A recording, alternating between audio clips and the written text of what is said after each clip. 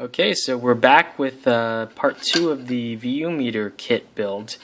I already noticed a fail right when I was thinking about exactly how I'm going to put this together. And the fail is, so there are no links provided on their site. I checked all the tabs, everything, and so I ended up finding, Google is my friend, finding this schematic for a kit that's similar but not exactly the same. And so I determined that this chip pinout is the same as this board, because the issue is I don't know which way to solder the LEDs. There's no indication of what's positive and what's negative, and I'm not soldering every single resistor in backwards only to find that I need to unsolder them and put them in the right way. That will be a huge waste of time and a headache. So we're going to check a few things according to this schematic. Okay, in situations like this, we have to be smart. So what I'm going to do is solder all the support circuitry first. So the main chip, all the resistors, capacitors, the jacks, well maybe not the jacks, but pretty much most everything. And then what I'm going to do is power it up and then measure just using DC. It's going to be a multiplex, but the DC on my multimeter will time average it anyway, and then measure which is measuring positive and which is negative, and that should tell me, and then I can mark it on the PCB so I know, because even these other sites that I'm finding the schematic, even those aren't clear, so apparently no one knows. Oh great. So resistors I can figure out, capacitors I can use the kit that I got from, the transistor checker kit actually, so that isn't too bad. So my iron's all fully ready to go. I have my various tweezers. I have solder from Rat Shack before they went under, which I've been using forever. I also have some flux from them as well, which has lasted forever as well. So what we're going to do first is do the resistors and whatnot. When putting things up on a board, you want to make sure that you have enough room to actually solder them. I think it'll be fine if I do the chip first. That should be fine. So we're just going to do a quick run of how to solder a surface mount chip. So what we're going to do is just take a single corner and put a little bit of solder on it. So next, I'm going to take my tweezers, which are just wide enough, it looks like. Yeah, this isn't going to work. So yeah, I'm going to line up all the pins. This isn't so critical because this part isn't actually that small, but you want to make sure that the pins line up, and then just heat that one pin again to reflow the solder. Make sure everything's lined up. And that ought to do it. Let me see if I can zoom in. So, next I'm going to do the opposite corner. You want to press down on the part to make sure it doesn't move while you're soldering it. Now we're just going to go through one pin at a time. We're not going to do drag soldering today. Make sure you do not put too much solder. A little too little solder is better than too much. Especially seeing as I don't have wick on me right now.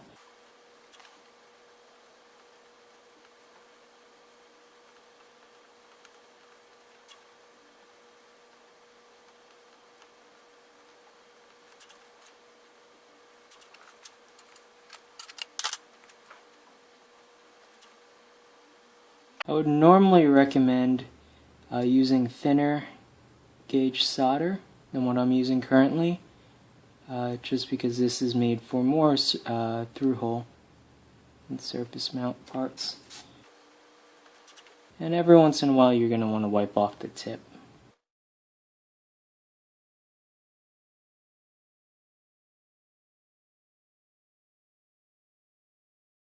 Not the greatest job in the world, but that'll do. So after we're all done here, I'm just going to take some isopropyl and clean off all that gunk. Short term, it'll still work with all the burnt flux and whatnot still around, but long term, the flux is slightly acidic, so it could actually damage the board and the traces. But for now, it's okay. So yeah, just going to visually inspect the pins. That's about as close as I can get him. Yeah, not great, not horrible, but it'll work. Oh yeah, one thing I forgot to mention that I did do, but you want to check to make sure the chips are right way around. There's a small circle up in the left corner, the top left corner, and you want to make sure that matches the silk screen, which I did beforehand. I just kind of always subconsciously do that before I place a chip. But anyway, that should be good now. So, let's see about soldering in these two resistors. So, these two are 10 ohms. So, those go R3, R6. And resistors are not polarized, so it does not matter one bit the direction that they're soldered in.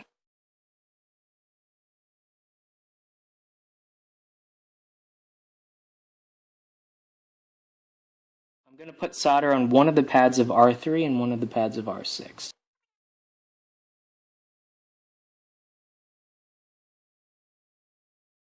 And you heat up the one side that you just put solder on, and then you let it cool. And then, likewise, we'll do the other part, and then we'll come back for the other side. Sorry if not all this is in shot. It's really hard to solder kits while filming it.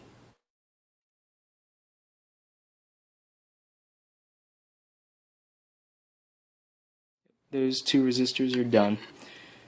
So next up are these 5 resistors, and these are, let's see, 330K. And those are R1, R2, R4, R5, and R8.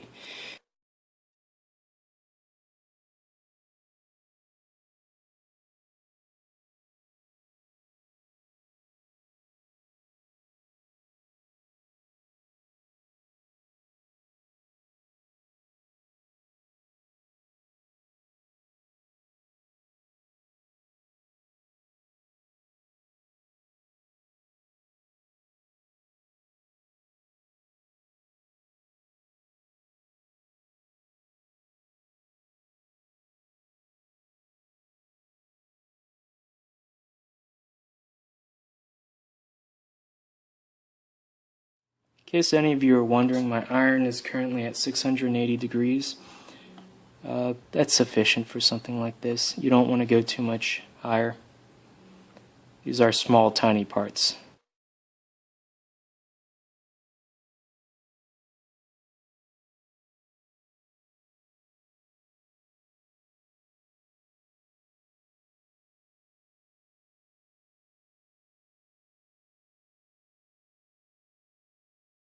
And if it weren't so darn blurry, you'd be able to see that those are all soldered. Next are 33 ohm resistors. And these should be 330, and they are.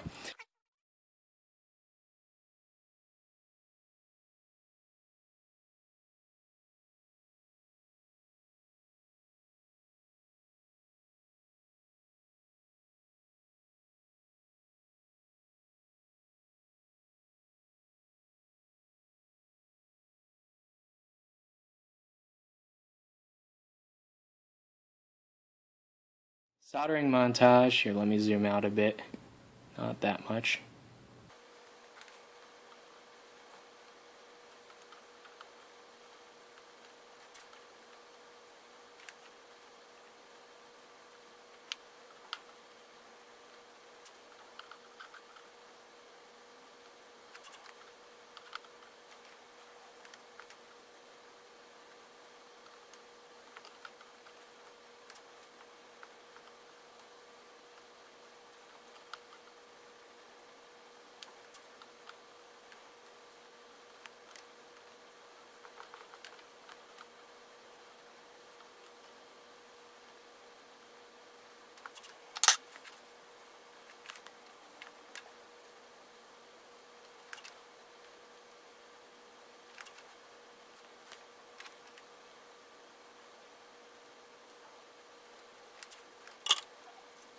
Okay, there we go. All the resistors are soldered.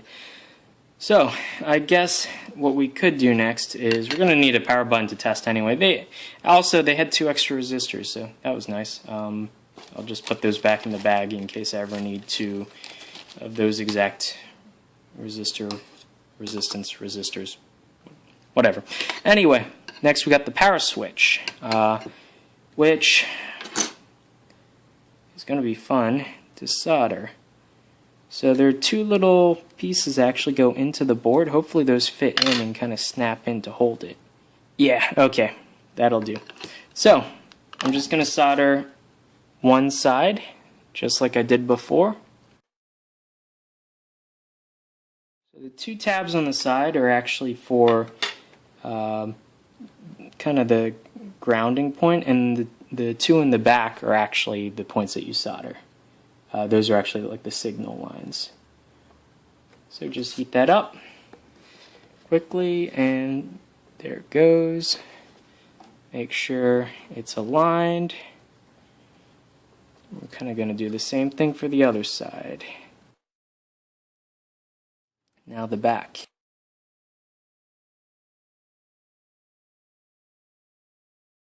Yeah, that should be it.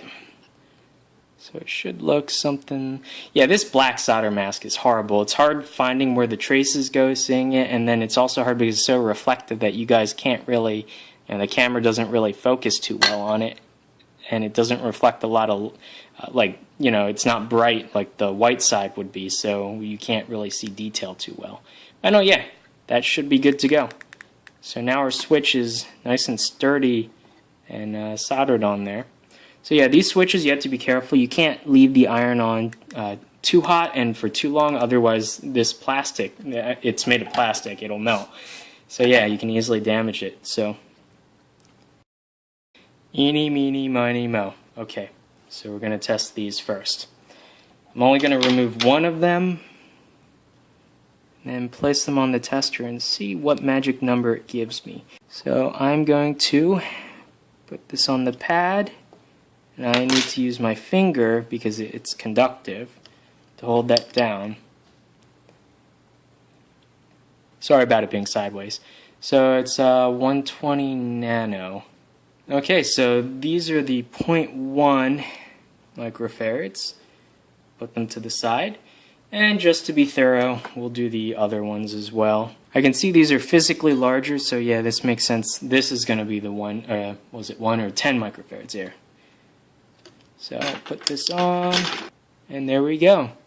So yeah, it's my finger's on there, so the value is going to be a little bit off.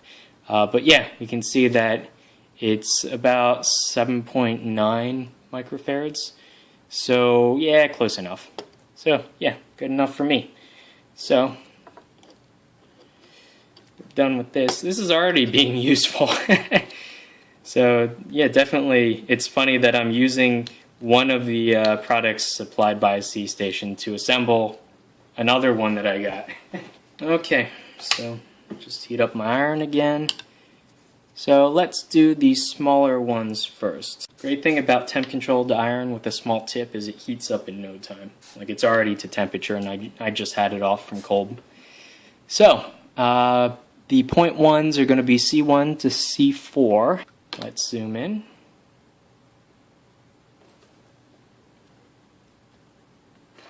C1, C2, C3, and C4. And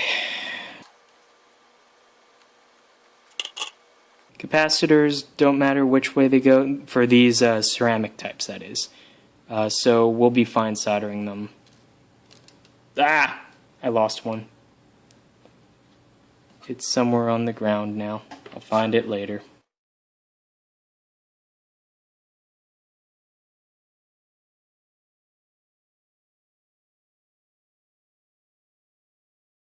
Ah, sorry about that. Yeah, normally at home I have a sort of like a PCB vise that I can secure the PCB down while I'm soldering. Here I could tape it down, but it's not really worth it. Okay, so then those are those done. So let's go and do the other ones. The other ones being the 10 microfarad ones, the larger ones. So C5, C6. Let's see, C5 is up here.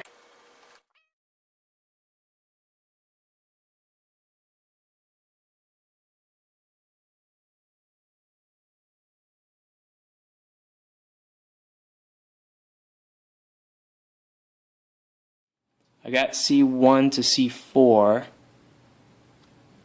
and I will need to find that one I dropped. Darn it. Anyway, I'll just get these done real quick.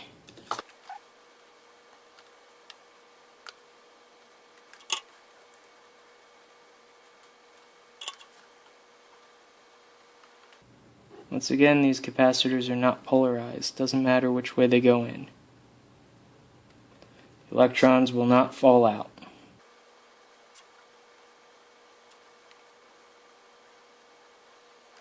So let's see, 1, 2, 3, 4, 5, 6. How many were there? 7. I'm missing one. Ah, C5's up here, that's why. Hopefully I can find that capacitor I dropped.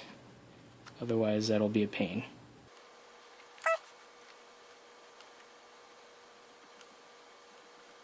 So thing to note, some of these are going to ground, I can tell, because it's taking a little longer for the solder to heat up the pad and for it to stick. So you just want to leave it on there for a tiny little bit, fraction longer. And we can see these are all soldered. Now I need to go back and solder the 3 remaining capacitors. But let me find that one I dropped. Hopefully I can. You guys have just witnessed a miracle. I found something on the ground that I dropped. Here's all 3 of the capacitors. I have no idea. I always lose parts to the oblivious abyss that is my rug underneath my desk. So no idea how, but I found them, and hurry up solder them before they disappear again. After this we can test, and then in the next part we can do the LEDs, and then hopefully play some music for you guys, royalty free of course.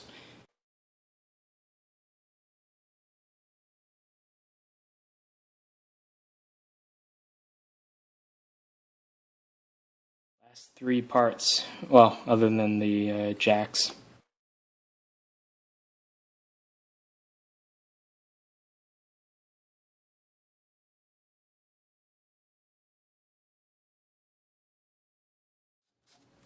And there we go. Zoom out. Most of the components soldered. Just have the jacks and whatnot. So I guess we can quickly do that. Not sure if I have anything that'll fit this, but I'll see. So these should just kind of sit in there. There are indentation, like little plastic bits in the jack that'll actually sit into the PCB, so it sort of self-locates.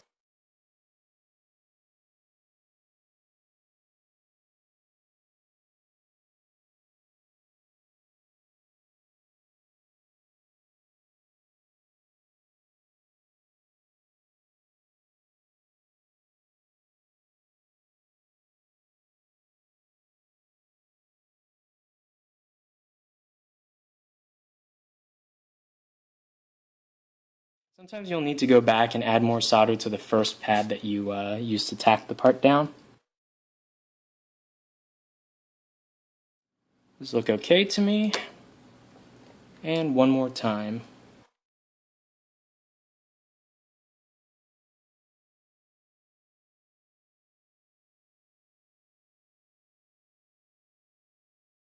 And there we go. So all the jacks are soldered, not very pretty, but it'll work. These are mechanical components, so I might go over them with flux on my own time and make sure the joints are nice and filleted, but they'll do okay for now. So next, I need to find, zoom out, I need to find a jack that'll fit here, and I believe this runs off 5 volts. And so I'll plug in a USB power bank or something like that, and then measure so I can find which side's a positive and which is a negative, because the chip should automatically power on and be running once I supply power. So I'll be right back. I got lucky, so I do have this barrel jack that fits perfectly, and it has USB on the other end, so I can use this USB power bank, turn on my multimeter to voltage, and maybe more than 2 volts, 20 volts, there. Let's do a smoke test, alright? Okay, nothing's on fire, good.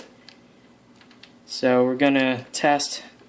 Positive is going to be the sleeve here. Let me get this in shot.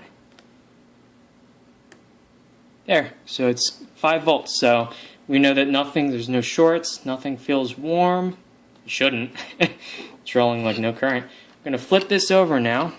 So let's just measure. So here I'm getting a negative voltage if the red lead is on the left-hand side there. If I swap them out,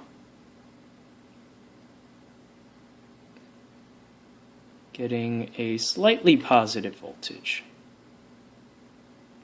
Try down here. Yep! The right pad is negative of the LED. 4 point something volts seems about correct for blue LED. So that makes sense. So now positive is all the left-hand side. So I'm going to take a marker and write that down on the board so I remember. And then in the next session, we're going to go through and solder every single LED in a super LED soldering montage. So thank you guys so much for watching this episode of me boringly soldering LEDs or surface mount components to board with bad lighting and a bad camera because my other camera memory is full, so I had to use my old cell phone. Anyway, enough complaining. I'll see you guys in the next part where we solder everything and hopefully get to test this out. So see you then.